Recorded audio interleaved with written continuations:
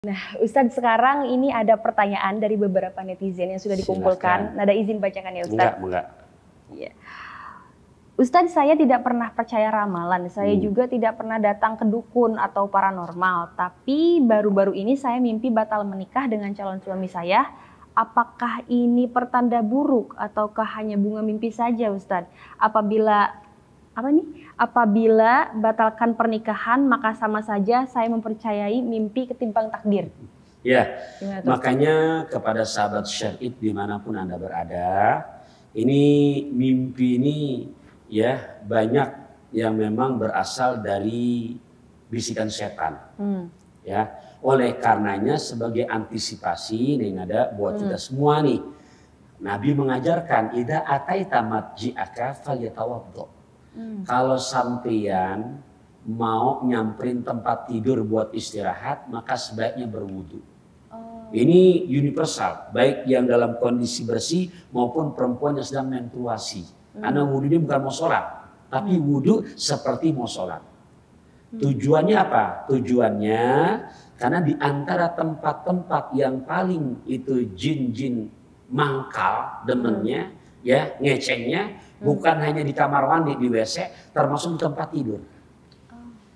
Ya, oleh karenanya Rasulullah SAW mengajarkan, ya dianjurkan sebelum kita tidur di samping sudah berwudu, mau tidur saja, jangan heran kalau orang-orang tua kita dulu setiap tempat tidur ada sapu lidi. Logikanya gini, memang ada sampah di tempat tidur, bukan sampah yang kelihatan sayang, tapi sampah-sampah yang nggak kelihatan. Siapa itu? Lagi pada mangkal, makhluk-makhluk halus. Bayangkan dia lagi sedang mangkal, kita enak aja nindiin tuh. Jadi jangan heran kadang-kadang imbasnya ada yang rep-repan, mimpi seperti yang tadi ditanyakan. Dianjurkan, kalau nggak kayak sapu lidi paling nggak ke tangan. Bersihkan tuh. Mereka pada pindah. Nah kemudian dianjurkan berbaring ala syikil aiman di sebelah punggung sebelah kanan. Kemudian baca doa. Doa mau tidur. Bukan doa Allah malkasumtuh. Gitu, iya. Kalau buka aja lagi. Tuh tidur. Nah disitulah cara-cara yang Nabi ajarkan untuk membentengi diri kita supaya nggak gampang mudah kena seperti mimpi-mimpi yang barusan ditanyakan.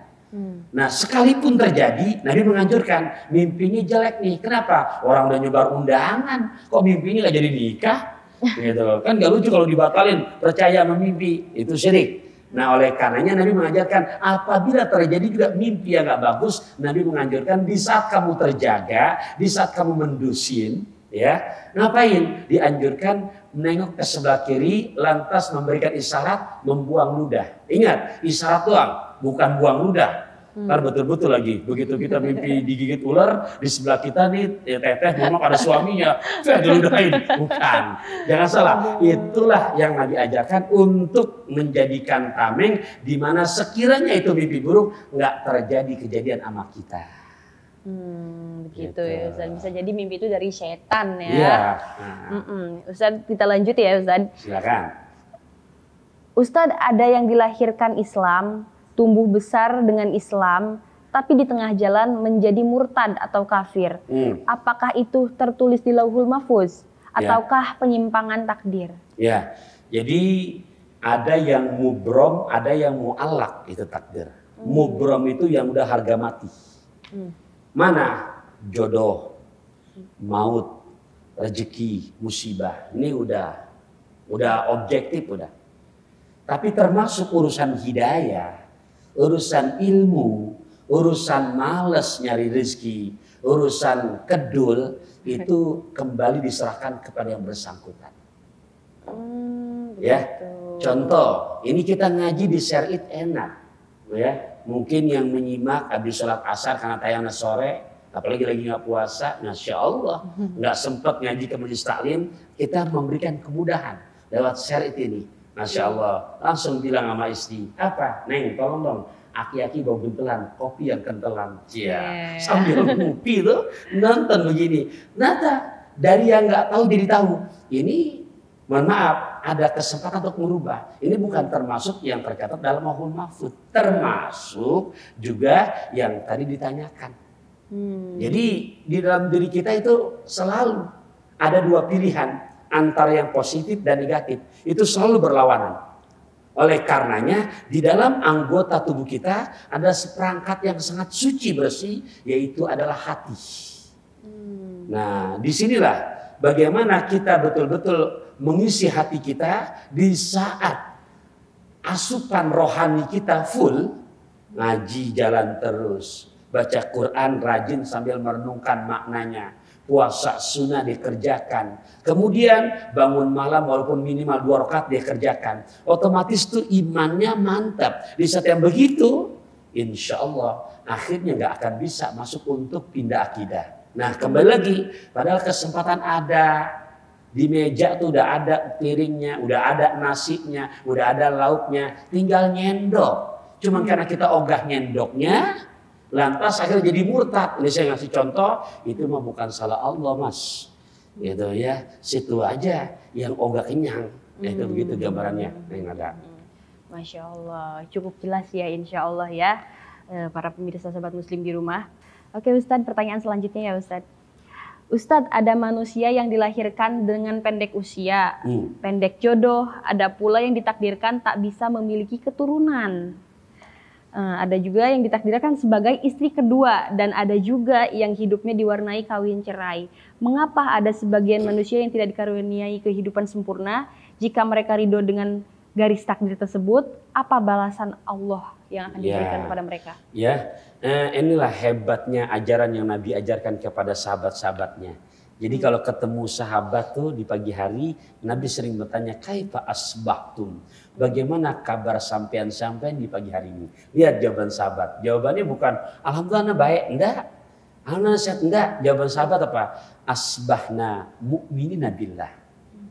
Ya Rasul, kabar kami pagi ini dalam kondisi beriman pada Allah. Masya Allah. Nabi tanya lagi, wa ma alamatu imanikum. Nah, cirinya kamu beriman apa? Kami bersabar dengan musibah yang Allah berikan kepada kami. Kami ridho dengan ketentuan takdir yang Allah tentukan kepada kami. Masya Allah. Dan yang ketiga, nashkuru ala roha, dan kami selalu bersyukur dengan atas anugerah nikmat yang selalu Allah berikan kepada kami. Tuh sahabat kalau ditanya sama Nabi, jawabannya 3. 1, ya kami beriman ya Rasul pagi ini. Pertama, bukti imannya, kami ridho dengan takdir Allah yang terjadi pada kami. 2, kami sabar dengan ketentuan di mana musibah yang Allah berikan pada kami. 3, kami selalu bersyukur dengan segala anugerah nikmat yang Allah berikan kepada kami. Nah, jadi kembali kepada tadi pertanyaannya dari hadis yang baru saja saya bacakan, wahai kepada sahabat syar'id, ya, untuk jodoh, maut, rezeki, umur, udah ketentuan dari Lauhul Mahfuz. Ibarat beras, udah nggak berubah, emang sekarung. Jadi walaupun kita doa nih, sampai berbusa-busa, Allahumma tawil umurona, ya Allah panjangkanlah umur kami, nggak mentaknya atas jadi hidup 300 tahun, enggak. Udah tetap ukurannya beras sekarung.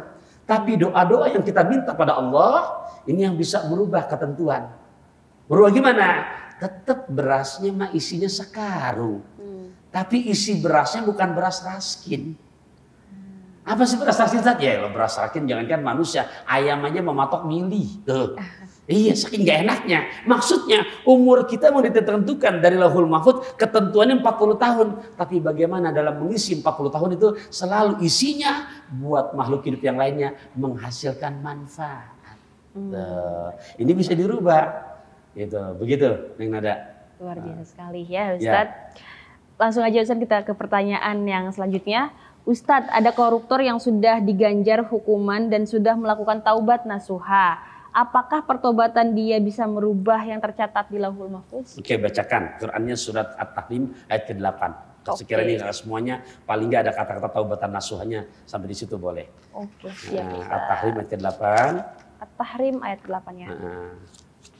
Maaf.